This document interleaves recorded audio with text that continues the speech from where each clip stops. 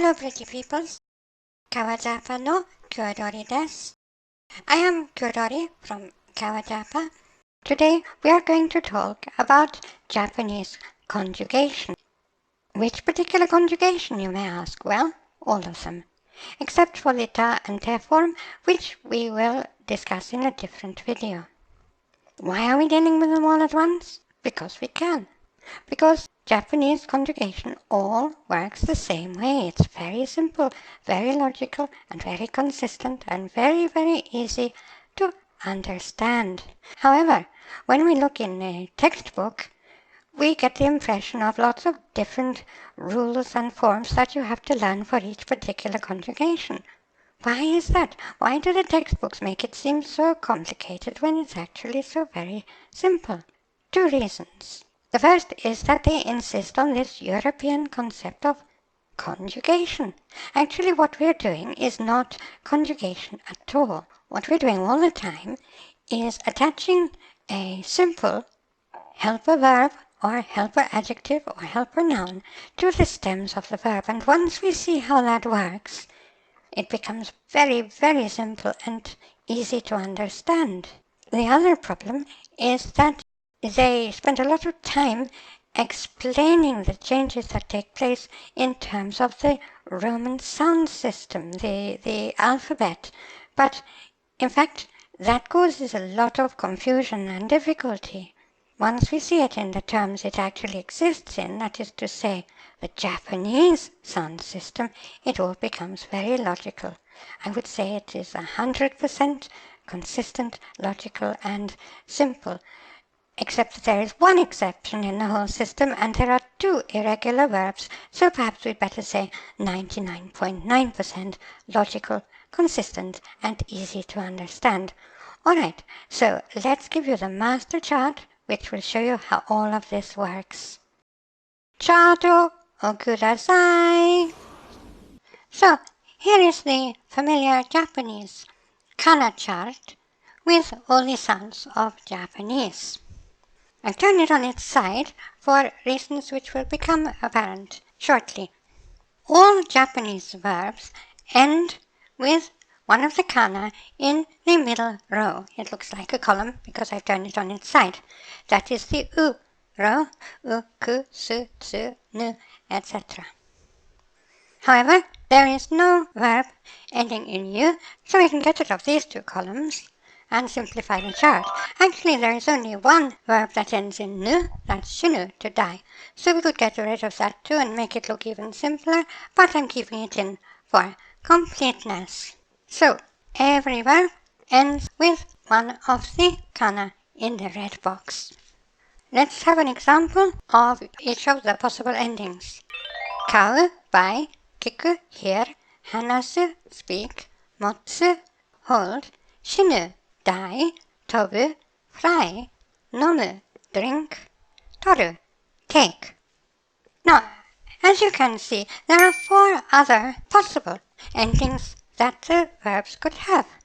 And, in fact, each of those endings is used. And when we use one of the other endings, the verb stops being a verb and becomes what I call a sticky stem. That is, a stem to which we stick something else. So, here is the I stem. With the I sticky stem, we change the uro kana to the corresponding iro kana.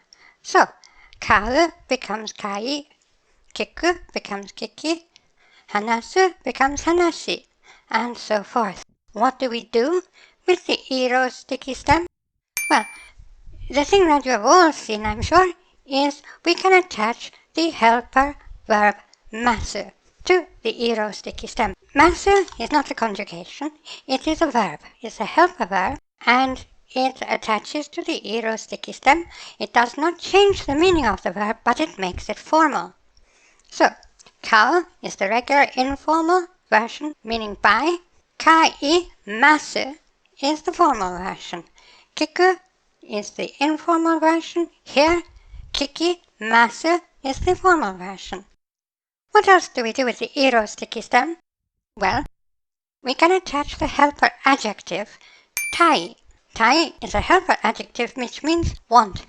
So, kai tai means want to buy. Kikitai, want to hear. Hanashitai, want to speak, and so forth. We also use the iro sticky stem for attaching nouns in order to convert a verb into a new noun. So, kai mono, that is buy thing, means shopping. Nomi mono, drink thing, means a drink. Hanashi kata, kata means form or shape. Hanashikata means way of speaking, manner of speaking. So now we know how to attach all these except for what are called ru verbs, the ichiran verbs. And they are very, very, very simple because all you ever do with these ever is simply cut off the ru and you have all the possible sticky stems of the ichiran verb. So taberu simply becomes tabe. Tabemasu is the formal form of the verb. Tabetai, want to eat. Tabemono, eat thing, food. So now we come to the aro sticky stem. And this has one exception.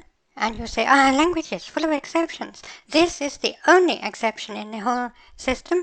And it's a very natural one that you can well understand.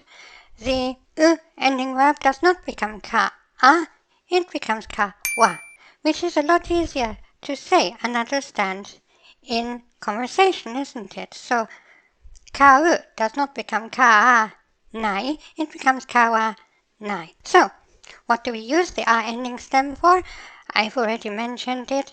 Probably the most common use is to attach the helper adjective nai to the sticky stem of a verb. It attaches to the a sticky stem. So, kau, buy, becomes kawa, nai, not buy. Kiku becomes kika, nai, not hear. Hanasu becomes hanasa, nai, not speak. And so forth. It's very simple. We also use the a sticky stem for the causative and the so-called passive forms of verbs, and these conjugations often give beginners quite a lot of trouble. And I have made videos that show how simple they really are, how they work, what they mean, and how simple it really is if you understand them the way they actually are. Today, we're just going to look at the structure.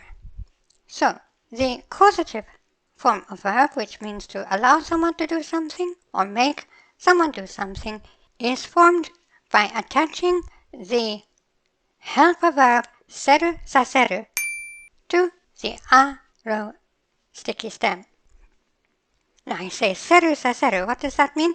Well, it means that there are actually two forms of this helper verb. Seru attaches to all those sticky stems that we're working with, all the ones that change, and saseru attaches to the ichiran, the so-called ru verb, sticky stem. Where there is a slight variation in the helper verb, we always find that the longer version goes on to the ichiran verb, because that verb is generally shorter. The ichiran verb, we take off the whole last syllable. With the godan verbs, the changing sticky stems, we don't take off the last syllable, we change it to a different sound. So, seru, saseru makes the causative form of a verb. Kau becomes kawa, seru, allow to buy, make to buy. Hanasu becomes hanasa seru, allow to speak, make to speak. Nomu becomes noma seru, allow to drink, make to drink, and taberu becomes tabe saseru, allow to eat, make to eat. The so-called passive, which is not really passive, and we have a video helping you with understanding what it really does and how simple that really is. The so-called passive, the receptive form, is formed with the helper verb reru, rareru. So, kau becomes kawareru, which means get bored. Be bored, get bored. Get bored is better because that's closer to what the Japanese really means, and you'll understand that when you see the video. Kiku becomes kika, reru, get heard. Nomu becomes noma, reru, get drunk. I don't mean become intoxicated, I mean the way the cup of coffee got drunk. Taberu becomes taberareru, get eaten. So as you see, there are really, apart from that one exception, there are not lots and lots of different ways of attaching these together. It's because it's presented as a conjugation and because it's explained as if it was written in Roman letters that the confusion arises. We can see that it's actually very, very regular. We just shift to the arrow and add the helper adjective nai, the helper verb reru lareru, the helper verb seru saseru, and it's just as simple as that. Now we come to the ero sticky stem, just like the others. It's perfectly consistent. You just change the ro kana into the corresponding ero kana. So kau becomes kae, kiku becomes kike, hanasu becomes hanase, and so forth. We use the ero sticky stem to create the potential form of verbs, which means you can do the verb.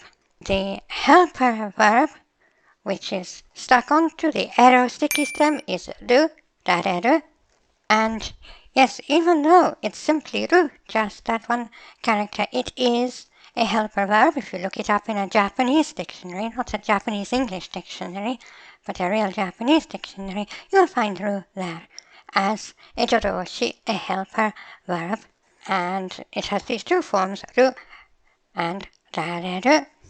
Rareru is, you will have noticed, the same as the so-called passive, reru, rareru.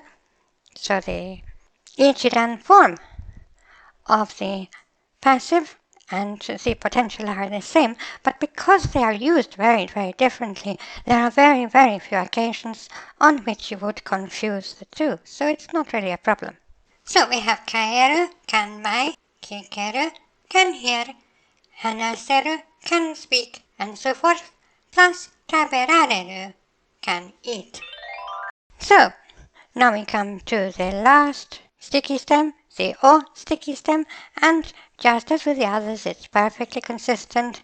Kau becomes kao, kiku becomes kiko, hanasu becomes hanaso, and what we do with this sticky stem is attach u, and as you know, u, when attached to o, generally lengthens the o. So kao doesn't become kau, it becomes kao.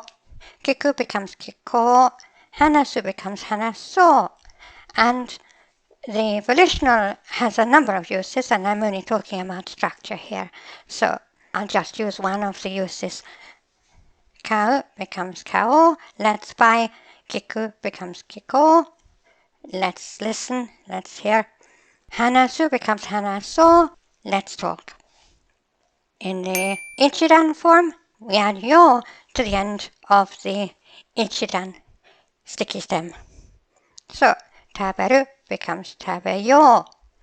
Let's eat. One peculiarity of the volitional form is that you can also make it by changing the form of masu to use the volitional in its formal mode. And when you do this, you say masho instead of masu. And when you do this naturally enough, you use the ero sticky stem just as you do with regular masu. So, ikimasho, let's go. So now you have the master keys to nearly the whole of the Japanese so-called conjugation system. And as you now know, it's not conjugation at all. The only thing we haven't covered is the ta and te forms of verbs, which perhaps are closer to being conjugations. And fortunately, ta and te work identically, so once you know one, you know the other, and we will cover that in a future video. You may not be able to swallow everything in this video in one gulp, but every time you become confused about the way any conjugation is working, please come back to this video and run it through, and I think it will all become perfectly clear. Some people will ask, well, what about irregular verbs? Remember all those pages and pages of irregular verbs in the back of the French textbook or the German textbook or the Spanish textbook? Well, yes, Japanese has irregular verbs too. There are 2 of them. That's right, just 2. Suru and kuru. And they work a little bit differently from the others, and you'll very soon pick that up. Remember that the textbook for this course of lessons is Unlocking Japanese, and you can get it at Amazon in paperback or Kindle editions. Thank you for attending this class. これからもよろしくお願いします. Class dismissed.